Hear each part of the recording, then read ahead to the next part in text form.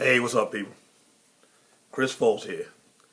And I know I post videos from time to time, and some of the videos and the content of the videos that I post could be a bit controversial, but I'm just expressing things that I see as fact. And the things, things from the way I see them, and frankly, from the way things are. A lot of folks may not agree with it, but, that really doesn't waver me very much. How should I put it? A lot of times the things I talk about is, deals with the situation in America in regards with race, this justice system, and a lot of other problems that exist in this country that a lot of folks turn a blind eye to and really, and frankly, don't want to fess up to it. And mostly the folks who benefit from the way things are in this country and where it don't have a detrimental effect to them, i.e., white people. I'm just gonna call it, call it what it is. Speaking of that, you can think in terms of white privilege. What does white privilege look like? White privilege looks like being able to grab a weapon and injure and kill and injure people. Kill 3 people, one of them being a cop, and injuring many others, maiming many others. And those other ones that were fortunate enough to live and that were actually maimed, some of those are police officers too. Being able to do that and come out alive. That's white privilege if I've ever seen it. Someone looks like me, all they have to do is, seem to be threatening. Look like a threat. Don't even have to have a weapon. But just be perceived as a threat, execute it. Whether it was cause to do it or not, doesn't really matter. Unless there's evidence that can't be refuted or what have you. Like this video that just surfaced over a year later. And now, the kid that was killed in Chicago, and now the officer is actually being charged with first-degree murder. But mind you, only after that video surfaced. And the only reason that video actually surfaced was because a judge mandated for it to surface. If that video hadn't surfaced the other day, that officer would still be like nothing happened. So people get pissed off when they talking about, Black Lives Matter and this, that, and the other when people talk about that. But that's something that needs to be addressed. Because any and everything that occurs and how this justice system operates, everything that it says, it doesn't say it in words, but its actions and how it deals with things and the disparity in the way it deals with things in regards to people of color and white people. And it gives example after example after example that black lives don't matter very much. And like I said, if you have a problem with what I'm saying, I can care less. I'm being honest with you. I don't care how you feel about what I'm saying. I'm telling you what the truth is, and especially what the truth is from my perspective. You know what I'm saying? I can give a damn what you think, if you agree with it or not. And like I say, every example we have, it just shows where black lives don't matter very much. So, it's disheartening, but it is what it is. And it's going to continue, and it's never going to stop. It's never going to stop.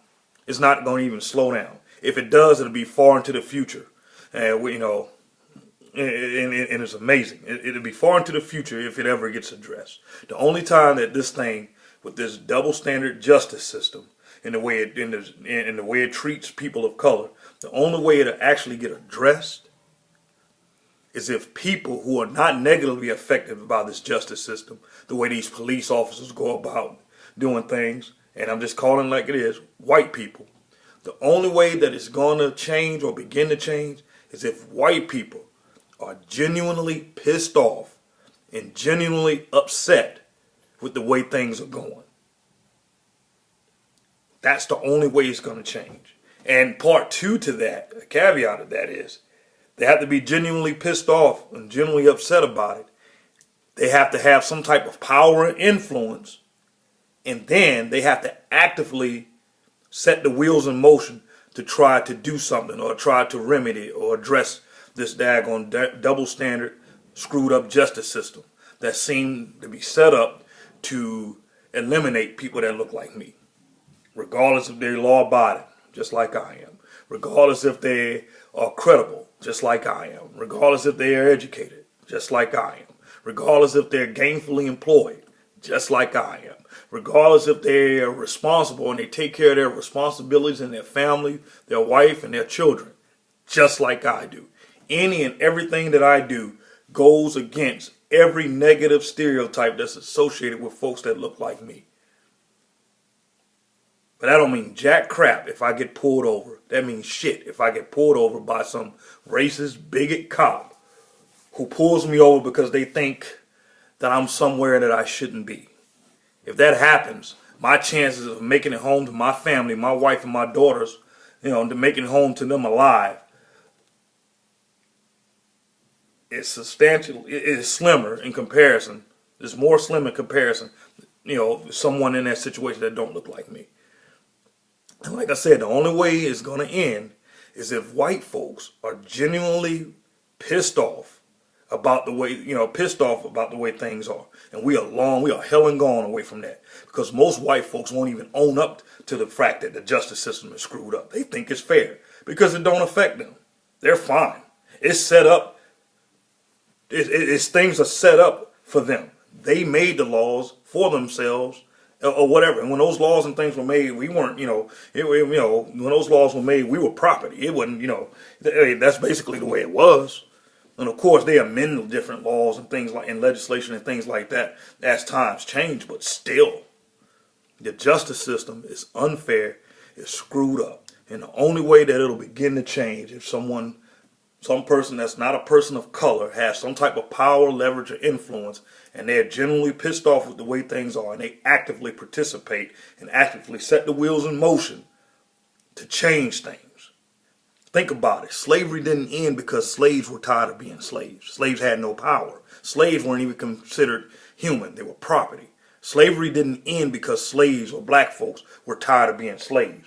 Slavery only ended because someone who was not a slave, someone who didn't look like a slave, someone who was not negatively affected by slavery, in fact, someone who actually benefited from the institution of slavery, that had power and influence, had to stand up and say, you know what, that's wrong. And that needs to stop. And I'm going to set the wheels in motion to stop it. And actually be pissed off about it, see it as being wrong, have the power and influence to do something about it, and then actually take action and set the wheels in motion to eradicate it. That's how slavery ended. That's the only way this situation with this justice system will end. Sad to say, but it's the truth. And we are a long way from it. Because right now, not all white people, but most white people think the justice system is fine. Most white people think that 17-year-old kid who got shot 16 times deserved to be dead. Most people think Trayvon Martin deserved to be dead. Most people think Michael Brown deserved to be dead. Most people think that guy in New York who was selling cigarettes deserved to get choked to death. Most people think that guy in South Carolina who was running away and got shot in the back deserves to be dead. Most white people, I should say. Not all, but a lot of them do. But until that ideology changes, black people, protect yourselves, watch yourselves, and do whatever you can to try to mitigate the threat upon your lives. Because guess what? A person that looked like me, no matter how well spoken, no matter all of those accolades, no matter serving active duty for 20 years in the Marine Corps, being a combat veteran, none of that means jack shit when I run into a cop who thinks that I'm somewhere where I shouldn't be. Or just because I'm there, think that I'm a threat by default. If that ever happens, I hope I receive prayers. Pray for my family. Pray for me. Because the way things are going in the social norm of society today here in America, I'd be dead. And a person like that don't look like me, that like that guy in Colorado who killed all those folks at that Planned Parenthood place, including police officers, you know, they walk. They killed people, including cops, and they walk. But someone look like me just could be perceived as a threat, whether I have a gun, a weapon or not. I'll never make it home. I'm going to end it there. Let's just let y'all think about that. Let that sink in for a minute. And like I said, you can agree with it. You don't agree with it. If you don't, I can care less. If what I'm saying rubs you the wrong way and you lose respect for me, you ain't have respect for me from the beginning. I can care less. Don't matter to me. All right? That's all I got. Let me get off this soapbox. I'll talk to y'all soon. Chris Foltz out.